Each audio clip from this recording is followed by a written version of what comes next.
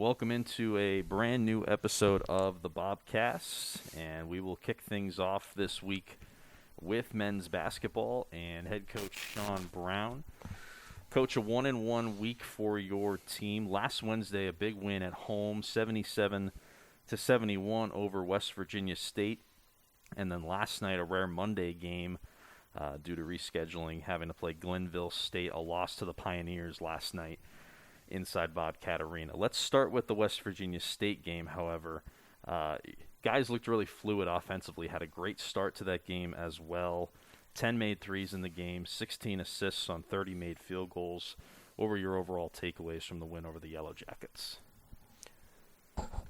Well, I think we played a pretty special first 9 minutes of the game. But after that 9 minutes, we kind of, maybe 10 minutes, and after that first 10 minutes, we kind of reverted back to a lot of the stuff we did. Although during that last 30 minutes of the game, we continued to talk on defense. We continued to play really hard. We continued to box out, and really keep, that kid off the offensive glass. I mean, he was the leading offensive rebounder and leading rebounder in our conference. And although he had 16 total, Anthony Pittman, yeah. Yeah. Although he had 16 total, he had 0 offensive rebounds. So that was a huge point of emphasis for us, keeping them off our offensive glass. And we may have even out-rebounded them offensively by 1 or 2. So that was a huge point of emphasis. Taking care of the ball was a huge point of emphasis. We had to stop that pick-and-roll offense. And as far as we go on offense, which was your original question, we know we're going to have those times where we're playing really well offensively.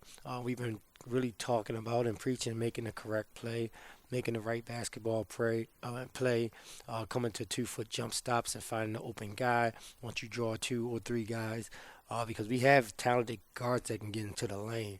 Now our decision making that's the one thing that we're kind of working on and cleaning up offensively, our decision making. We kind of put this thing together on the fly, which everybody don't know. We kind of put it together on the fly. So, we're still learning each other. We're still figuring it out. It was a big time win for our program. They were a first place team. They had just beat West Liberty, who beat us by like 65 or something like that. So, it was a huge win for our guys, emotional win for our guys. I wish we'd have followed it up a little bit better. We kind of got thrown off schedule this past week, but that's still no excuse. Athletics, especially college basketball, it's always there's always adjustments you got to make. It's so many moving parts, so there's no excuse. We gotta focus in and even with the change in schedule and adjustment in times, we got to show up ready to go. Yeah, I want to quickly get into that Glenville game just a little bit. Yes, sir. It was last night, and as you said, kind of a different lead-up, because normally the games go Wednesday night, Saturday afternoon. You had Saturday off, and you have to play on a Monday night just due to reschedulings in the conference due to the pandemic. But Glenville, very good offensively. Mm-hmm. You guys had a good offensive game, however, as well. Shot over 50%, made 11 threes in that game. But what really was the downfall for your guys in that game? Because it was a competitive game close to halftime, and then it seemed John Williams, who scored 52 points, just started making everything near the end of the first half. Well, Johnny Williams is a good player, and he was actually on my radar for a couple of years, even on a JUCO scene. So I know who that kid is. I know about him. I mean, he's a really good player. Oh yeah. High school, JUCO. So this is nothing that we just discovering. I think he's leading our league in scoring. I mean, he's probably is now. He was third going into last night. He was third. Okay, I bet you he's up there now. Yeah. Oh yeah. He's leading now. In fact, if he was third, but yeah, he's a really good player, and we knew what we had going in. The Hagel kid is really good. He's considered their best player, and recognized as that in our conference. But it's that Johnny Williams kid. He's the guy. We had no guard for him last night. We had no defense for him last night. He ended up having 52. He had like 25 at the half. So, at half. So it's not like he just kind of filled it all up in one half. I mean, he was equal opportunity both halves. We gave threw multiple defenders at him. He did what he do. It wasn't him that killed us. It was the other guys. We had kids with 16 and 17 and 18, and a bench guy came off the bench and had like 17 and 13. It's like those are the ones that beat you. A kid have a career night, have 40 or 50. That happens, but it happens. But you still got to defend the other guys, and you still got to play the game. I think we. I don't know. We were flat as I don't know what coming out yesterday. That's on me. I gotta have my guys prepared. I gotta have them fired up and pumped up and ready to go every single game.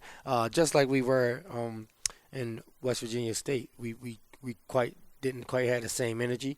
I think our focus was elsewhere. I don't know why. We had quite a few guys seem to be distracted, and we'll address that today. But I don't. We ran into a buzzsaw. I take my hat off to them. Those guys shot well. I think they shot like 45 threes. We knew coming in they were going to shoot a huge number. We thought they'd shoot in between 40 and 50 threes, which they did. And we didn't. We usually defend the three-point line fairly well. We didn't do a good job this game. So we take our medicine and we move on. One of your guys that's really seems like he's found his shot a little better over the last couple of games has been Jahar Williams. You spoke here on the Bobcast about how you like his shot from downtown. Made 6 threes against West Virginia State. Another good shooting game. The game before that, going back a week against Concord, he made 4 threes in that game. And in the 5 games prior to the Concord game, he was 3 of 21 combined from behind the arc before the Concord and West Virginia State games. How have you seen Jahar in practice, or is it just a mentality thing, get his shot right and being able to produce for your guys? You know what I noticed? When Jahar's playing good defense, he's shooting lights out. When he's making plays outside of making shots, he becomes just more involved in the game. Absolutely, and we're trying to get him to realize that. Your game shouldn't revolve around making shots. Right. That should be a decisive bonus to your game. Jahar's 6'5" with really long arms. He's a strong kid, nice, solid athlete. A kid that we want to get more out of, and we're going to get more out of. It's a process. Again, he's a kid who came in, transferred in, and had redshirt on his mind. He was going to redshirt this year, and he had to flip the switch. So, we're working with Jahar. Jahar's obviously he's a good player. He comes from a really great program in William and Mary, where they did great things there. So I don't want to sound like he don't know how to play basketball, but he's got to learn how to play the way we want him to play, and he's getting better, man.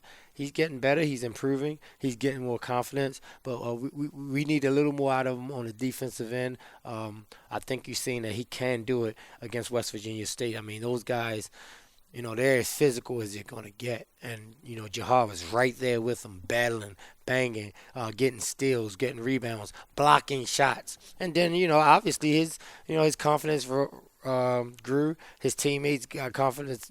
His teammates have a ton of confidence in him. So I think it starts with his defense and his effort and rebounding and getting more involved in the game. And then, his shot is his shot. It'll drop. Of course, Jahar, one of the D1 transfers in this team, like you said, from William & Mary. Another one, Kanan Bartley from Maryland Eastern Shore. Saw him return on Wednesday against West Virginia State after missing 5 games. Only played a few minutes on Wednesday, but last night, 22 points, 3 made three-pointers, 7 of 13 from the floor. You've said he's one of, if not your best player on this team. How great is it to have Kanan back on this team? Well, it's Goes lovely. without saying, I guess. Yeah, yeah. It's he's a really good player, and he's kind of sat back and learned and picked up everything, grasped everything we've been trying to teach him. He's become a better player since coming into our program. Now, I'm not saying our program is better than any other program, but working with Coach Schmidt and Coach McCullough, he's and Coach and he's been working with Evan also. These guys, he's really bought in. He wants to get better. He's looking at basketball through a different lens now. We preach different things than what he's heard in the past, and I think he's trying to do what we ask him to do. He's always on time, if not early, for everything. He's a quiet leader. He don't say much. You're not going to hear him say much, although he is starting to. Our guys love him. He's really starting to show a lot more of his personality. But Kanan's a ball player. Kanan's a player.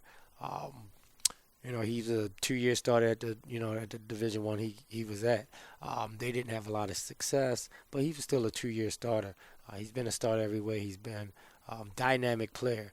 Now back to the games when in West Virginia State, you saw what his impact was, and all we had him for was 10 minutes. He's on a minute restriction. So in that 10 minutes, he really kind of got us back stable. When West Virginia State made that run at us, they even went up on us, if I'm not mistaken. After being up, we were up 23 or something like that.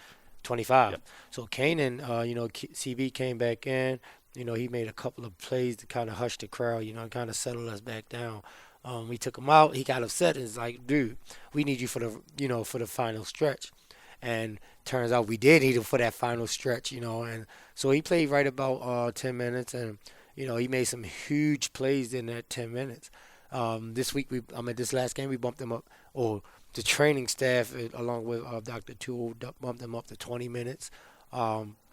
And obviously, he played really well in that 20 minutes. He couldn't quite get in rhythm because we kept pulling him out, putting him in, pulling him out, checking his minutes, checking his, his breathing, how you feeling, whatnot. So he couldn't quite get in rhythm. But hey, you see what Kanan can do even out of rhythm. So he'll meet with the doctors today, and more than likely we think he'll be a full go for the rest of the season. So that's nice to know. That's great to know, because when guys were searching when Kanan wasn't there, we were looking. Guys were grasping because he's their leader. He's their solid leader. And he leads by example, not always the most vocal, but when he do say something, everyone listens. So we're happy to have Kanan back for this stretch run, and we'll see what happens.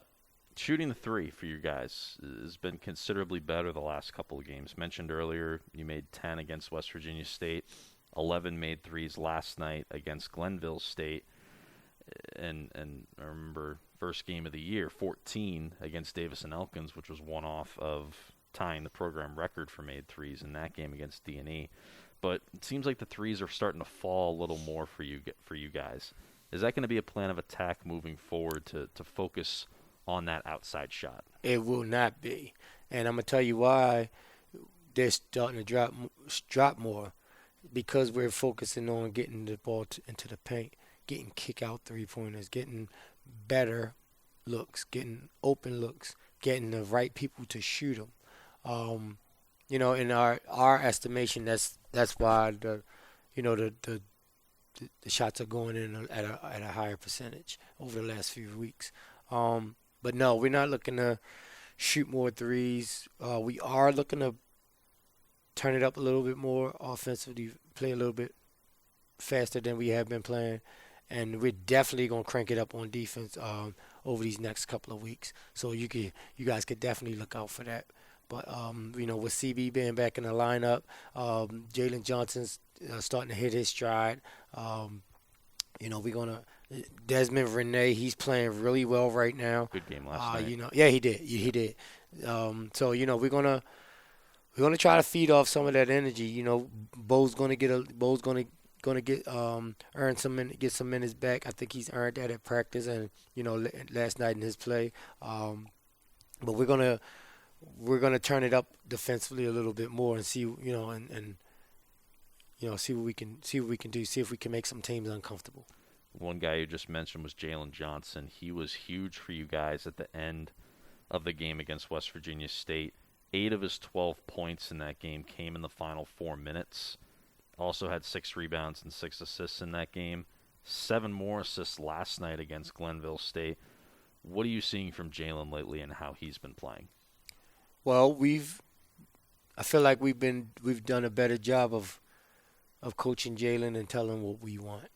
It's not always the young man or the student athlete's fault if they can't get it done. Sometimes, you got to look at yourself. And I'm not going to lie, that's what I did. I took a hard look in the mirror. This kid has all the talent in the world. He has all the tools. He's so fast. He's super quick. He got the ball handling. He can shoot it a little bit. Why didn't he progress in the way I want him to progress? So, we took a step back. We talked about it as a coaching staff, and we were giving him too much. Number one, putting too much on his plate, and number two, wasn't quite showing him exactly what we wanted.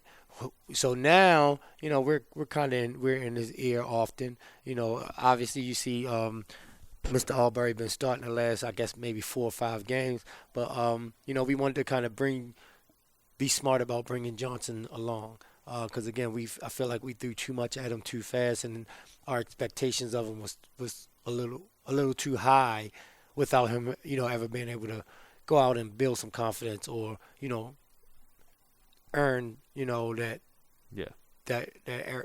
era of confidence.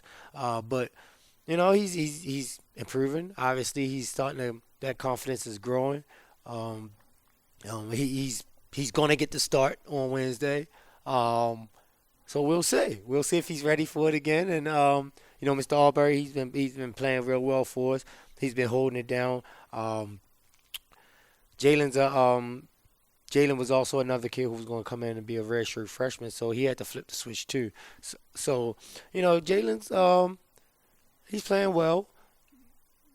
He gives us what we need, some stability. He can run an offense. He can run a set. He can settle us down. So Albury he'll still get his chance to play. But I think Jalen Johnson has kind of earned a chance to to play against a Fairmont State and see what he can do. Play against the best point guard in the conference and see where he measures up. We're gonna live with his mistakes here on Wednesday. So he's gonna probably play 25 or 30 minutes, which we hadn't played Jalen like that in a minute. So we're going to probably play him 25, 30 minutes. And we're going to see what he can do against Bonner. Bonner's the best point guard in the conference. Last year when I was explaining to the guys who Bonner was, and I said he's Jalen Johnson but 3 inches taller. So here we go. Here we are. We're matching you up with the best point guard in the conference, and let's see how you fare. Let's see if you can learn something. Let's see if you can, if you could work your way out of this jam. Because it's, this kid's really good. He's clearly the best point guard in our conference. He's Rookie of the Year last year, and he was a first-team All-Conference player. So, let's see. Let's see what you made of. Touched on it a little bit. Fairmont tomorrow night in Bobcat Arena. You also have Alderson Broadus this Saturday. You're in the middle of this long home stretch, 5 straight home games. These are games 3 and 4 this week, this 5-game homestand. How do you prepare for having such a busy week? Of course, coming off the game last night, having to recharge, get back out on the court a little under 48 hours afterwards. How do you prepare your team for that kind of a quick turnaround? A lot of film, a lot of stretching, a lot of mental reps.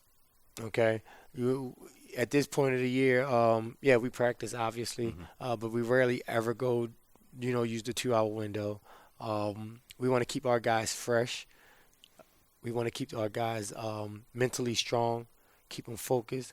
So that's those are the things we'll do. We'll keep them stretched out. Stretch a lot. We ask them to stay hydrated. We in our program we always talking about getting 7 to 8.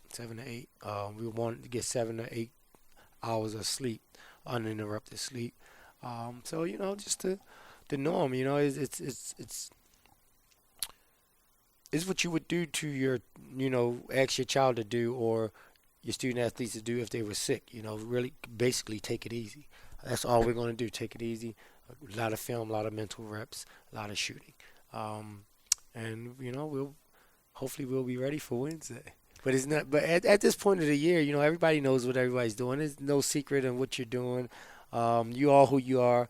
Now get better and compete. Well, Coach, can't wait to watch you guys again tomorrow night against Fairmont State and last couple weeks of this season. Thanks for joining us.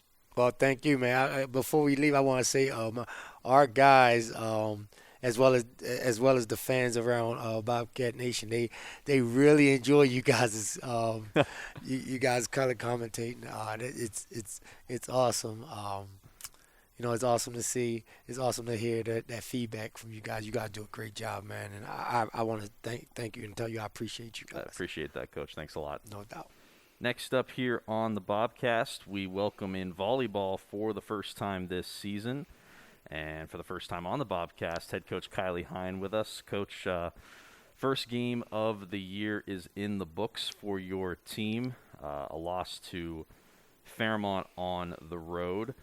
But before we dive into the game itself, finally being able to get back out on the court and play volleyball, how did that feel for you as a coach as well as your team? It was exciting. I mean, I think that, all the conference coaches we had talked, and it's been 400 plus days since MEC volleyball competition. So I think that was super exciting. Granted, there were so many changes and differences with this match and protocols and everything. But, I think it's game day, so it's always exciting. Now, one of those changes you guys had to deal with kind of on the fly on Tuesday. You were originally scheduled to host Alderson Broadus here at Bobcat Arena. That game got postponed, and then all of a sudden you guys are heading on the road to go to Fairmont State. Not a long drive, but still a sudden change of plans that kind of played out very quickly. How was that for you and your team kind of getting in the mindset of, oh, we're not playing at home anymore. Now we have to get on a bus and go to Fairmont and play them. I think, I don't know, change is change, and honestly, everything has been pretty. The word has always been being flexible and being able to adapt as quickly as you possibly can. So, I mean, honestly, it wasn't ideal, but because you prepare for one opponent. But I mean, once again, it was game day, and I think it's just honestly everyone was just hoping to be able to see someone different than their teammates across the net. So we were still excited. Now for the match itself, a 3-set loss to Fairmont. Close in the first 2 sets. You were up in the first set by 3, but then Fairmont, after a 21-21 tie, took that first set victory. Second set, more of the same, kind of back and forth throughout. You guys were down 6, made a comeback, and still dropped that set. What were your takeaways from your first match this season?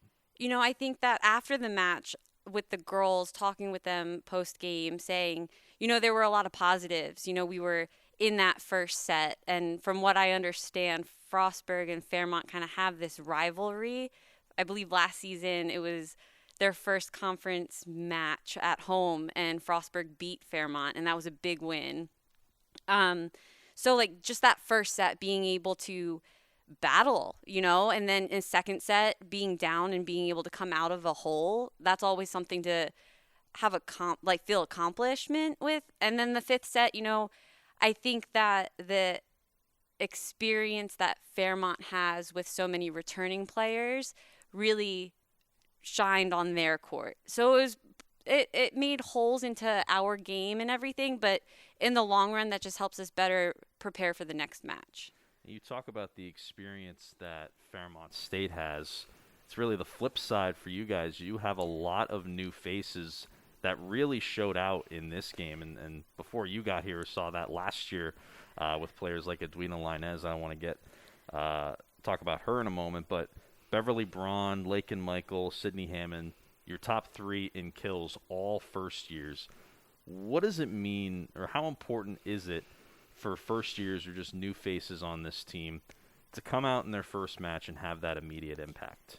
I think it's a lot. I think that for a first-year player, not being able to play for a significant amount of time, to be able to step on the court and be able to compete and contribute right away as a Division II athlete to a very still new program in Division II, I think that speaks a lot, and they kind of knew of that pressure leading into it. It's something that we've talked a lot about, in the fall semester. But then it also is kind of an advantage. The other teams in our conference, they don't know anything. They don't know the history of these players. So they have a little edge on that too. And, the quicker that we can learn and adapt to the speed of the game and the players in this conference, just the better they're going to get overall.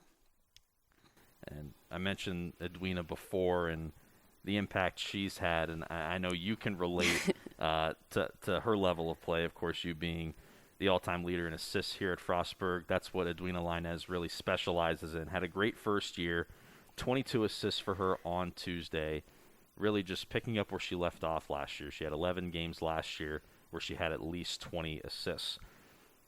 Being someone who was in her shoes a little over a decade ago at this school, what do you see from her and her game and how she can develop only in her sophomore season right now? I think that she has a lot of respect from her teammates, and they have a lot of confidence in her to distribute the ball. So I think that's the number one thing a setter does need to have. And then also just her choices. She's a really smart player, and being honestly respected, confident, and smart are 3 really important factors. So now it's more so getting the people around her that can score points. And she might not be able to score as many points throughout a match, but, she's going to be able to put the ball in the hands of the people that will get her points and get those assists for her. So when you reflect on this past game, this one game you had against Fairmont, and you look at kind of what needs to be corrected moving forward, what comes to mind first this team really needs to work on and focus on moving forward? I think the biggest thing is just keeping up with the speed of the game. There's so many, Kendall and I have broken down film and still are breaking down film of, there's little things in every single area that we need to improve on. So I think the overall thing is, one, believing in ourselves and realizing hey, we can compete. We've done this, and, and then staying disciplined. We really need to stay disciplined at the net, on defense, and just getting better overall on really everything. Well, Coach, had a good time watching you guys open your season. Really looking forward to seeing how you and the rest of your team perform the rest of this year. Thanks for joining us on the Bobcast. Thank you.